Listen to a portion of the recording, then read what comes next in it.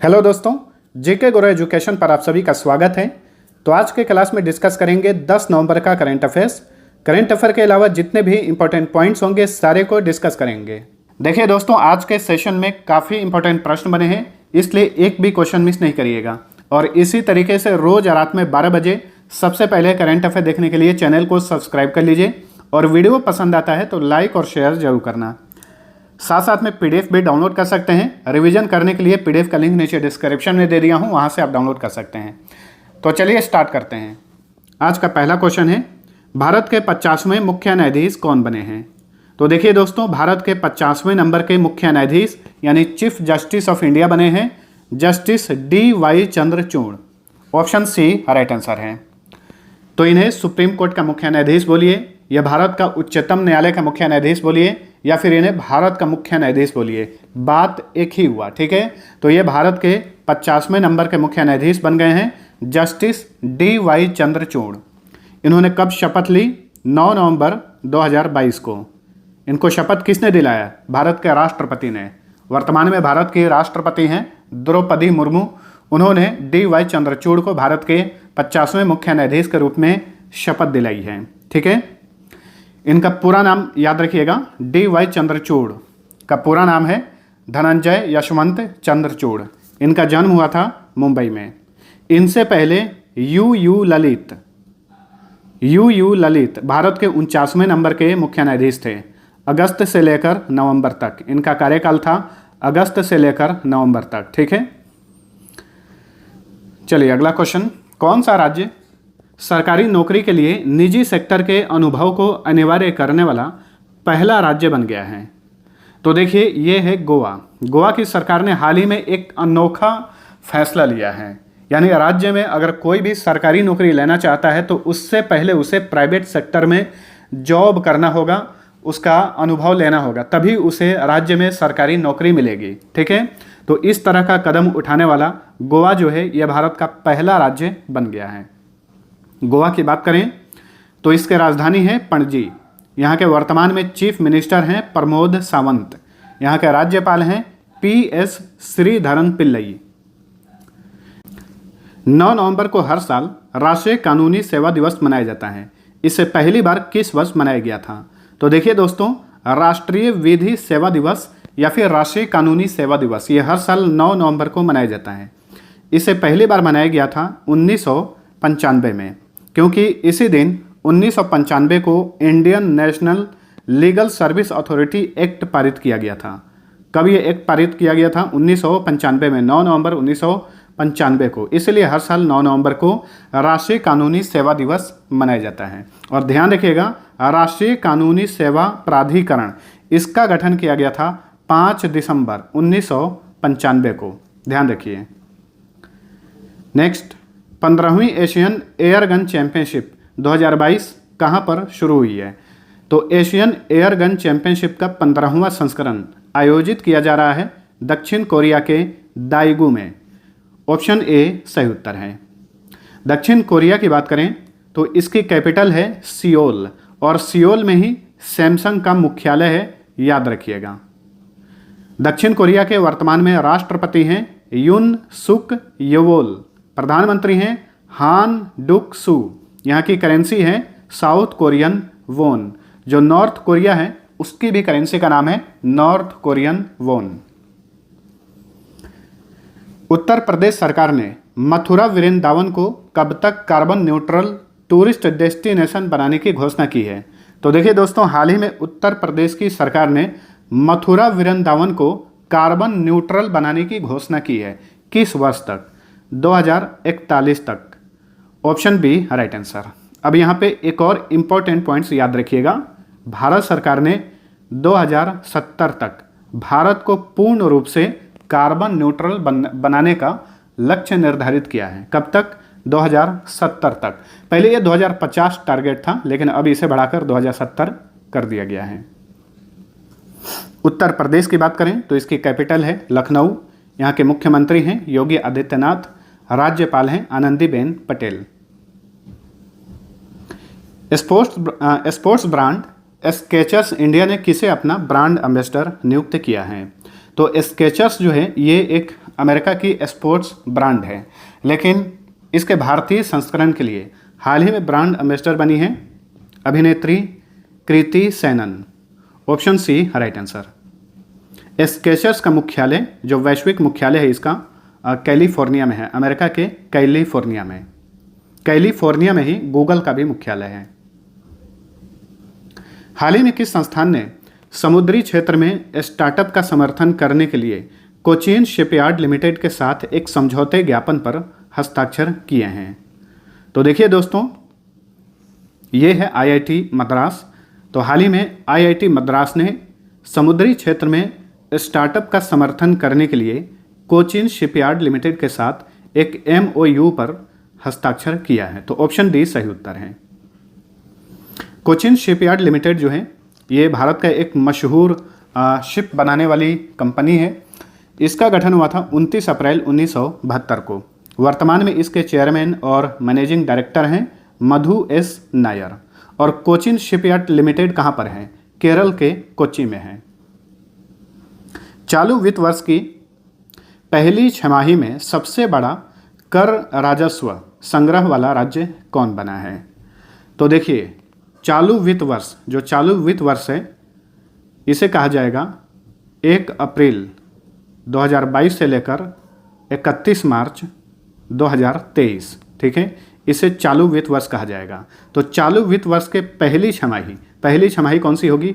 अप्रैल से लेकर सितंबर। वहीं अक्टूबर से लेकर मार्च 2023 तक ये दूसरी छमाही होगी। ठीक है, तो यहाँ पे पूछ रहा है चालू वित्त वर्ष की पहली छमाही में भारत का सबसे बड़ा कर राजस्व वाला राज्य कौन बना है?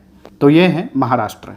Option C right answer. ठीक है, इसने पहली छमाही में ही 1,15,211 करोड़ रुपए का कर संग्रह किया है।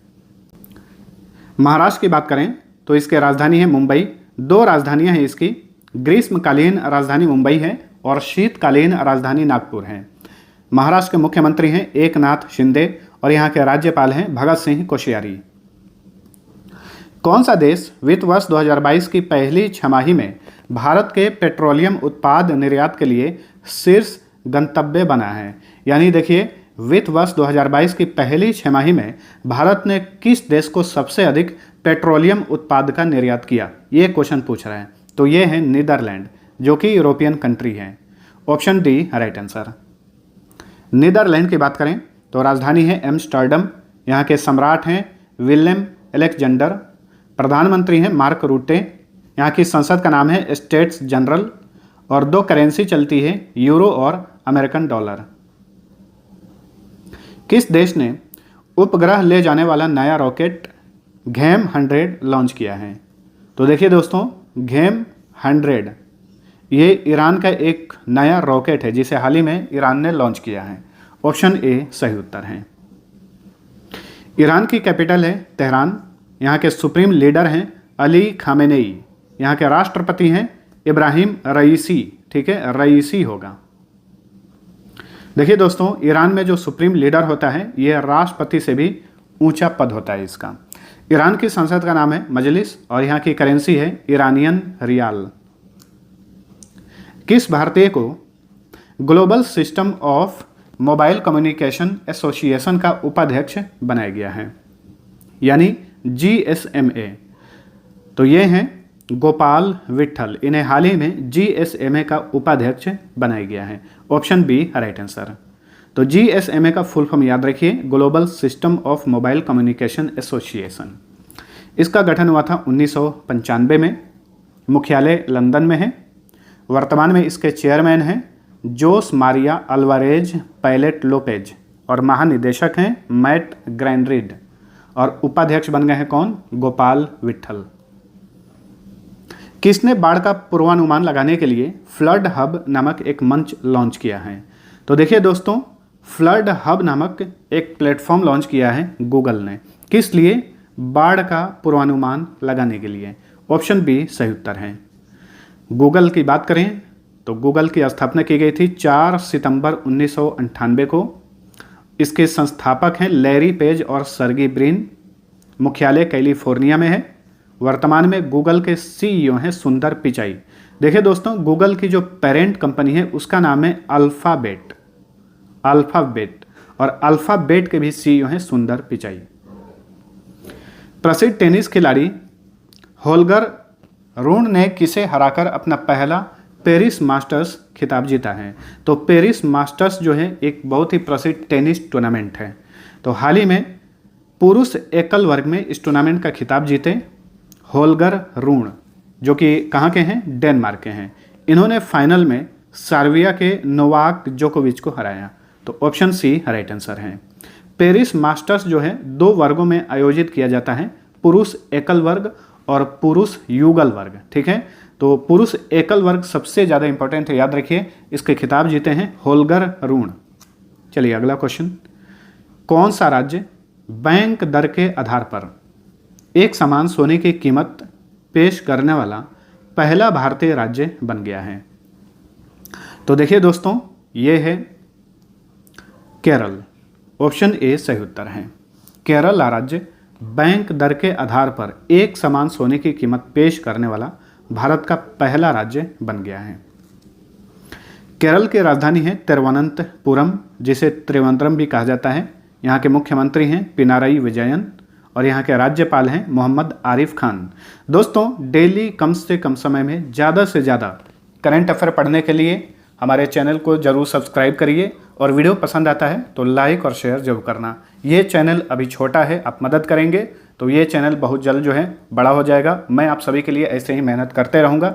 इसके अलावा जीके का सीरीज भी स्टार्ट होने वाला है, मैं आप सभी को बता देता हूँ। उसका टाइम क्या होगा बहुत जल्द घोषित किया जाएगा। तो हमारे चैनल के साथ ज़रूर जुड़े रहिए, सब्सक्राइब जरूर करिए।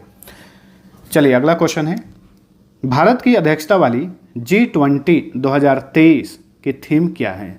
तो आप सभी को पता होगा कि 2023 के लिए G20 का अध्यक्ष बना है भारत, और इसकी अध्यक्षता 1 दिसंबर 2022 से शुरू हो जाएगी। ठीक है, तो भारत G20 2023 का अध्यक्ष बना है और भारत ने इसके लिए थीम घोषित किया है one earth, one family, one future. Option A सही उत्तर है। और संस्कृत में इसका ये थीम है वसुवैध कुटुंबकम, याद रखिएगा। ठीक है, तो 2023 में G20 का अध्यक्ष भारत बना है। 2024 में इसका अध्यक्ष रहेगा ब्राज़ील। 2022 में यानी इस समय इसका अध्यक्ष है इंडोनेशिया। G20 का गठन हुआ था 26 सितंबर 1999 को। 20 देशों का ये संगठन है, भारत भी इसका सदस्य है, ध्यान रखिए। Space startup Skyroot Aerospace 12 से 16 नवंबर के बीच भारत का पहला निजी रॉकेट लॉन्च करने की घोषणा की है। उस रॉकेट का नाम बताइए। तो देखिए दोस्तों, भारत में पहली बार कोई प्राइवेट अंतरिक्ष एजेंसी यानी प्राइवेट एरोस्पेस एक निजी रॉकेट लॉन्च करेगी। 12 से 16 नवंबर के बीच में इसे कभी भी लॉन्च किया जाएगा, और इस रॉकेट का नाम रखा गया है Vikram S. Option D right answer. ठीक है, और इस कंपनी का नाम है स्काई रूट एरोस्पेस, जो इस रॉकेट को लॉन्च करेगी।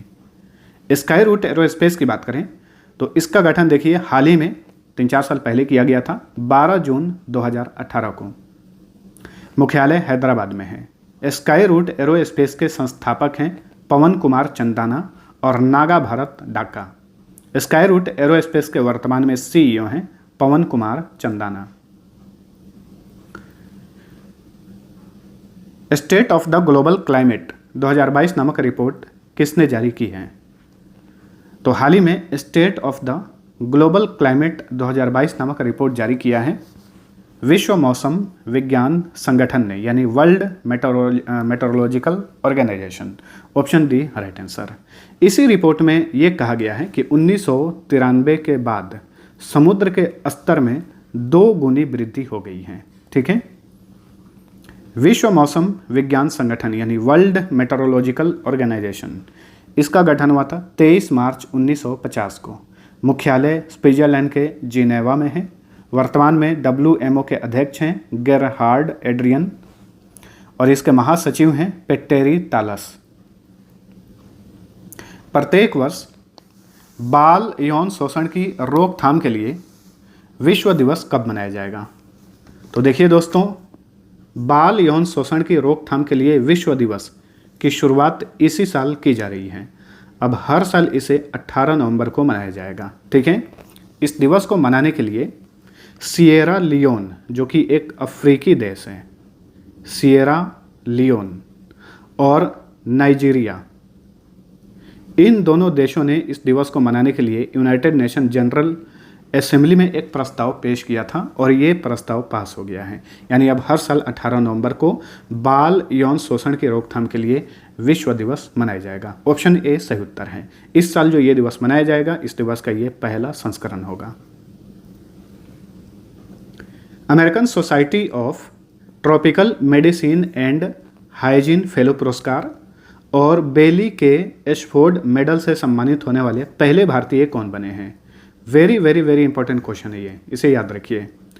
तो देखिए, American society of tropical medicine and hygiene fellow पुरस्कार और अमेरिका का ही एक और पुरस्कार है बेली के एशफोर्ड मेडल।